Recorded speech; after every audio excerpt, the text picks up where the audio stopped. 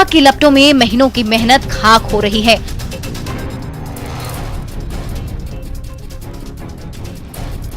आग की इन लपटों में किसानों की उम्मीदें राख हो रही हैं।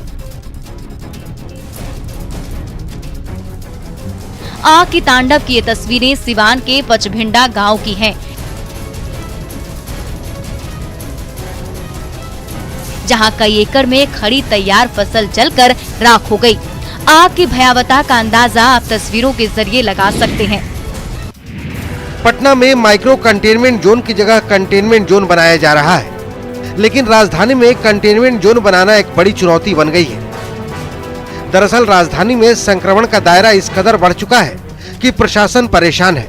यहाँ हर 10 कदम पर संक्रमित मिल रहे हैं। ऐसे में जिला प्रशासन की परेशानी ये है कि कंटेनमेंट जोन कहां-कहां और कैसे बनाया जाए। कंटेनमेंट जोन बनाने का मकसद है बीमारी एक क्षेत्र से दूसरे क्षेत्र में नहीं फैले। इसके लिए उस इलाके की बैरिकेडिंग कर दी जाती है, लेकिन पटना में कोई ऐसा इलाका नहीं बचा है जहां कोरोना संक्रमित नहीं है। तो पूरे सड़क को कैसे बंद कर दिया जाए, तो ये एक बड़ी मुश्किल, बड़ी मशक्कत हो रही है जिला प्रशासन को। खुद पटना के जो डीएम है चंद्रशेखर सिंह, उनसे फोन पे बातचीत हो रही थी, उन्होंने भी ये बात बोला कि कई जगहों पे दिक्कत हो रही है और इसको लेकर हालांकि जो कंटेनमेंट जोन है वो लगातार बनाए जा रहे हैं। और न सिर्फ पटना बल्कि पटना के आसपास के जो इलाके हैं वहां भी जहां संक्रमित मिल रहे हैं तो वहां इसी तरीके से बैरिकेड। कोरोना मरीजों के लिए इस वक्त सबसे बड़ी चुनौती है अस्पताल में बेड और वेंटिलेटर। कटिहार सदर अस्पताल में 1-2 नहीं बल्कि 6-6 वेंटिलेटर उपलब्ध हैं, लेकिन जरूरतमंदों को सुविधा नहीं मिल पा रही है। हैरानी की बात यह है कि ये सभी वेंटिलेटर बिल्कुल ठीक हालत में हैं, लेकिन खुद कोमा में हैं, क्योंकि इन वेंटिलेटर्स को चलाने वाला कोई एक्सपर्ट इस अस्पताल में है ही नहीं। मतलब अस्पताल है, बेड है, वेंटिलेटर भी है, लेकिन ऑपरेटर नहीं है। वेंटिलेटर चारों काम कर रहा है, लेकिन इसका जो संचालन होना चाहिए, इसको जो चलाने के लिए जो एक्सपर्ट डॉक्टर या जो एक्सपर्ट टीम होना चाहिए वो नहीं रहने के कारण यह वेंटिलेटर सुविधा लगभग सफेद हाथी बना हुआ है। लोगों के लिए यह सुविधा महज इस कारण से उपलब्ध नहीं हो पा रहा है क्योंकि इसके संचालन के लिए जो डॉक्टर या एक्सपर्ट के टीम होना चाहिए वो नहीं है। इस वक्त अगर सबसे ज्यादा किसी चीज की जरूरत है तो वो है वेंटिलेटर। इस वेंटिलेटर को जीवन रक्षा सिस्टम भी कहा जाता है, लेकिन अररिया सदर अस्पताल में ये वेंटिलेटर खुद कोमा में है। कोरोना के पहले फेज में भारत सरकार की ओर से 6 वेंटिलेटर अस्पताल को मुहैया कराया गया था, लेकिन ये वेंटिलेटर किस हालत में है तस्वीरें उसकी गवाह है। लाखों रुपए कीमत वाले इस वेंटिलेटर से लोगों की जान बचाई जा सकती है, लेकिन स्वास्थ्य विभाग और प्रशासन की अनदेखी की वजह से ये किसी काम के नहीं हैं। अररिया में 450 से अधिक कोरोना मरीज हैं और अब तक 4 लोगों की मौत हो चुकी है। स्वास्थ्य विभाग के अधिकारियों की माने तो ट्रेंड लोगों की कमी की वजह से लोगों को सुविधा नहीं मिल पा रही है।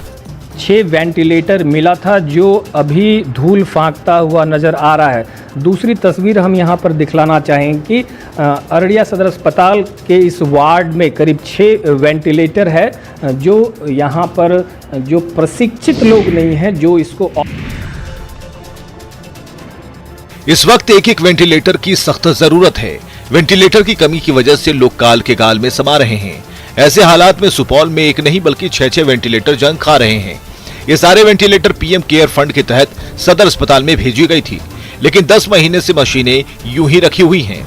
इन वेंटिलेटर्स को जून 2020 में ही लाया गया था, लेकिन बेपरवाही की वजह से ये वेंटिलेटर जरूरतमंदों के काम नहीं आ सके। वो भी तब जब सुपौल में रोजाना 60 से अधिक लोग कोरोना की चपेट में आ रहे हैं और उनका इलाज करने के बजाय उन्हें डीएमसीएच रेफर किया जाता है, जिसकी वजह से डीएमसीएच पर मरीजों का बोझ बढ़ता जा रहा है। दरअसल भवन तो काफ़ी बड़ा है सुपौल सदर अस्पताल का और इसकी व्यवस्थाएं भी काफ़ी अच्छी हैं, लेकिन चिकित्सक और ऑक्सीजन के अभाव में ये आइसोलेशन और वेंटिलेटर वार्ड आज तक शुरू नहीं हो पाया है। अब देखना होगा कि सरकार इस मसले पर आगे की क्या कार्रवाई करती है और आशा करते हैं कि कोविड के इस संक्रमण काल में ये वार्ड जल्द से शुरू हो जाए। लगन का समय है। कोरोना काल के बीच कई घरों में शहनाई गूंजने वाली है, लेकिन कोरोना ने शादी समारोह की खुशियों में खलल डाल दिया है, पूरी रौनक फीकी कर दी है। देखिए रांची के इस परिवार में 4 दिन बाद लड़के की शादी है। पूरी तैयारी है। दुल्हन के लिए साड़ी, कपड़ा, गहने सब तैयार थे, बस बारात सजने की तैयारी है। लेकिन बेकाबू कोरोना ने सारे अरमानों पर पानी फेर दिया। नाते रिश्तेदार से लेकर समाज के लोगों को आमंत्रण देने से पहले 100 बार सोचना पड़ रहा है, क्योंकि ये वक्त संभलने का है। दरअसल गुरुवार सुबह से झारखंड जरूरी सेवाओं में छूट के साथ लॉकडाउन हो जाएगा, क्योंकि कोरोना की कमर तोड़ना जरूरी है। आगे बाराती और पीछे बैंड बाजा में इस बार बैंड बाजा की कटौती हो गई है, क्योंकि 50 लोग ही शादी में शामिल हो सकते हैं। इसलिए ऐसे बहुत सारे ऐसे परिवार हैं जो इस वक्त ये सोच रहे हैं कि पता नहीं इस कोरोना के काल में शादी का जो जश्न है वो कितना रंग चढ़ पाएगा। कोरोना इतने विस्फोटक हालात में पहुंच गया है कि बिहार में एक दिन में 10,000 से ज्यादा आंकड़े आने लगे हैं। हालत ये है कि अस्पतालों में बेड और जरूरी सुविधाओं की कमी हो रही है। पिछले साल राज्य सरकार ने रेलवे से मदद मांगी थी, जिसके बाद रेल प्रशासन ने बिहार के 15 स्टेशनों पर कोविड आइसोलेशन कोच लगाया गया था। भागलपुर स्टेशन पर भी 11 कोच का कोविड आइसोलेशन बॉगी लगाया गया है, जिसके 10 कोच में 160 मरीजों के इलाज की पूरी व्यवस्था थी। वहीं एसी कोच में डॉक्टर के रहने की व्यवस्था भी थी। हर एक कोच में एक बाथरूम, 3 शौचालय सहित हर एक 2 बेड के सामने 3 डस्टबिन सहित ऑक्सीजन सिलेंडर की व्यवस्था की गई थी। कोच के सभी खिड़कियों को मॉस्किटो कवर से सील किया गया था, लेकिन इस बार रेलवे की तरफ से ऐसी कोई व्यवस्था नहीं की गई है, जिसको लेकर आम लोगों की ओर से एक बार फिर से रेलवे कोच की मांग की जा रही है। हॉस्पिटल में कोई बेड नहीं मिल रहा, कोई जगह नहीं मिल रहा, तो उसके लिए क्या कि पेशेंट का व्यवस्था थोड़ा रेलवे को करना चाहिए, जैसे पहले किया था। बिहार में हर रोज हालात भयावह होते जा रहे हैं। भागलपुर में भी आंकड़े हर रोज बढ़ रहे हैं, लेकिन कोरोना को लेकर लोग कितने सतर्क हैं, आप तस्वीरों में देख सकते हैं। सरकार ने कोरोना से बचाव के कई तरह के गाइडलाइन जारी किए, लेकिन उसका खासा असर सब्जी मंडी में नजर नहीं आ रहा है। सब्जी मंडी में लोग बिना मास्क के घूम रहे हैं, खरीदारी कर रहे हैं। शायद ही किसी दुकानदार के चेहरे पर मास्क दिखाई दे रहा है। बिहार में एक दिन आने वाले आंकड़े 10,000 के पार पहुंच चुके हैं। बावजूद इसके इस तरह की लापरवाही चिंता बढ़ाने वाली है। मंडी है भागलपुर का, और यहाँ पर जो है काफी संख्या में लोग जो है बिना मास्क के ही घूम रहे हैं। सरकार और जिला प्रशासन के द्वारा लगातार जो है लोगों से अपील की जा रही है कि वो मास्क लगाएं और अपने जीवन को बचाएं, लेकिन अभी भी जो है कई लोग इसकी अनदेखी कर रहे हैं। ये है पटना का न्यू गार्डिनर अस्पताल, जहां जांच के नाम पर लोगों की जान से खिलवाड़ हो रहा है। फर्क कर पाना मुश्किल है कि इस भीड़ में कौन पॉजिटिव है और कौन नेगेटिव। बिहार में लगातार संक्रमण बढ़ रहा है। कल 24 घंटे में तकरीबन 10,500 नए केस सामने आए, जिसमें अकेले पटना में 20% से ज्यादा केस आ रहे हैं। ऐसे में जांच बेहद जरूरी है। न्यू गार्डिनर अस्पताल में सैकड़ों मरीज जांच करवाने पहुंच तो रहे हैं, लेकिन यहाँ इतनी कुव्यवस्था है कि लोग परेशान हैं। अस्पताल परिसर में लंबी लंबी कतारें हैं। सोशल डिस्टेंसिंग ताक पर है। एक पुलिस वाले की यहाँ ड्यूटी भी लगाई गई है, लेकिन कोई भी सुनने को तैयार नहीं है। बोल रहे हैं कि कल सवेरे आकर के रजिस्ट्रेशन करवाएं 9 बजे तक, उसके बाद यहाँ नंबर लगेगी। अच्छा, एक दिन में जांच नहीं हुआ? नहीं लिया? नहीं लिया गया। क्या लग रहा है आपको, जांच कराने में परेशानी हो रही है? परेशानी हो रही है। अब आज तो हम रैंडम लेने के लिए आए थे, क्योंकि पहले भी हमने लिया था, नेगेटिव थे। फिर अभी तबीयत बच्ची की खराब। मुजफ्फरपुर के निजी अस्पतालों में कोविड ट्रीटमेंट के बाद वेस्टेज डिस्पोजल में भारी लापरवाही देखी जा रही है। संक्रमण की तेज रफ्तार के बावजूद जानलेवा लापरवाही बढ़ती जा रही है। इस्तेमाल की गई पीपीई किट खुले में फेंक दी गई। जिस रास्ते से लोगों का आना जाना है, उसी रास्ते पर पीपीई किट को फेंक दिया गया है। कल की बात करें तो सिर्फ एक दिन में मुजफ्फरपुर में 544 नए केस सामने आए थे, जबकि बिहार भर में पिछले 24 घंटे में 51 लोगों की मौत हो गई थी। यहाँ तो देख रहे हैं कि जितने भी नर्सिंग होम का डॉक्टर लोग है, पीवीसी किट सब जितने भी है, सारे लोग रोड पर फेंक रहा है। पीपीसी किट, ग्लव्स, मास्क सब रोड पर फेंका जा रहा है। गाय भी वही खा रही है। कोई भी आदमी गाय को रोटी खिलाएगा तो संक्रमण बढ़ेगा। यही तो यहाँ की व्यवस्था है। क्या लग रहा है, कोई सफाई वगैरह? कोई सफाई वगैरह नहीं हो रहा है। यहाँ का व्यवस्था यही है। सड़कों पर सन्नाटा, दुकानों के शटर डाउन। हालात बिल्कुल संपूर्ण लॉकडाउन जैसे। झारखंड में रात 8 बजे के बाद दुकानों को बंद करने का निर्देश है। कल से 7 दिनों के लिए यानी 29 अप्रैल तक स्वास्थ्य सुरक्षा सप्ताह के जरिए हेमंत सरकार ने लगभग लॉकडाउन जैसी कई पाबंदियां लगाई हैं। लेकिन कोरोना ने लोगों के दिल में इतना खौफ पैदा कर दिया है कि लोगों ने सेफ्टी के लिए पहले ही सेल्फ लॉकडाउन कर दिया है। तस्वीरें रांची के अपर बाजार की हैं। हर तरफ आपको दुकानों के शटर डाउन ही दिखेंगे और सभी दुकानों के बाहर ताले लगा दिए गए हैं इस सूचना के साथ कि 25 अप्रैल तक सभी दुकानें बंद रहेंगी। जो दुकानों के बाहर जो नोटिस लगाए गए हैं उस पर भी गौर करना ज़रूरी है, क्योंकि जो लोग आएंगे, जो खरीदार हैं, आम लोग हैं, उनके लिए ये मैसेज है कि इस वक्त दुकानें बंद रहेंगी।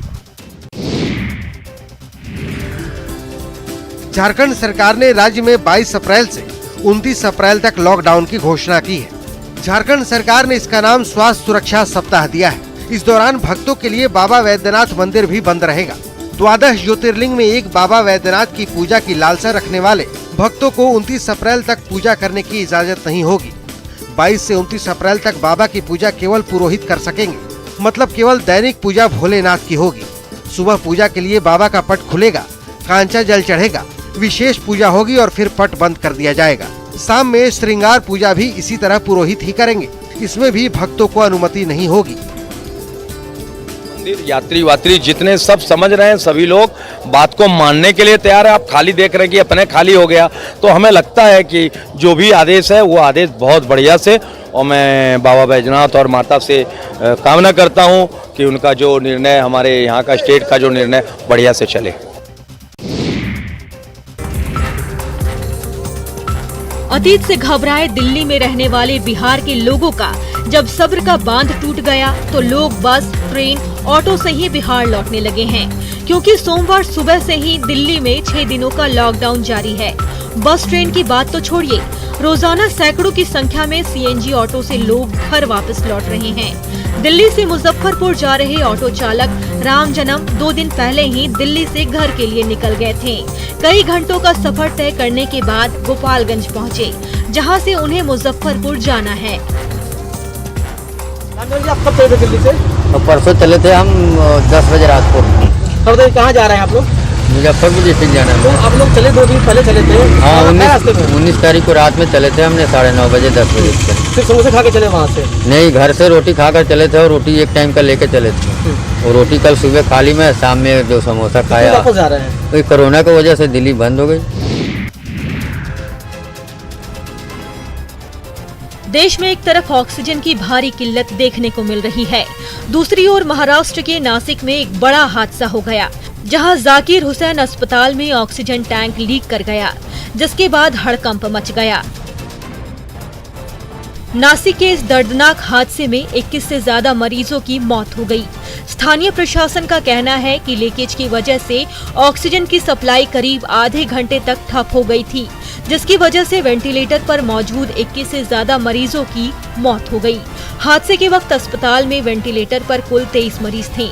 दरअसल देश में इस वक्त मेडिकल ऑक्सीजन की भारी किल्लत चल रही है। अचानक कोरोना के मामलों में बढ़ोतरी होने की वजह से अस्पतालों में ऑक्सीजन कम पड़ रहा है। कई राज्यों में ऑक्सीजन काफी मुश्किल से मिल रहा है, जिनमें महाराष्ट्र का नाम भी शामिल है।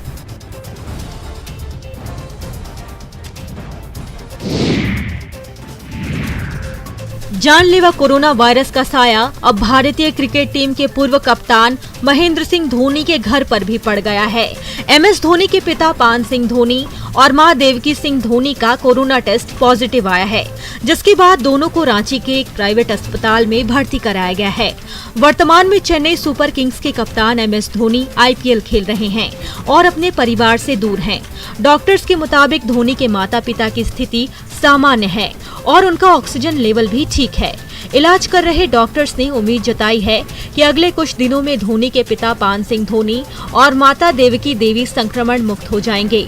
झारखंड में कोरोना वायरस के कारण फैला संक्रमण बेकाबू होता जा रहा है। कोरोना संकट के मद्देनजर सरकार ने राज्य में 22 अप्रैल की सुबह 6 बजे से 29 अप्रैल की सुबह 6 बजे तक स्वास्थ्य सुरक्षा सप्ताह की घोषणा की है। इस दौरान लॉकडाउन जैसी पाबंदियां रहेंगी। खबर 1 मिनट में इतना ही। आगे देखते हैं गांव शहर 100 खबर।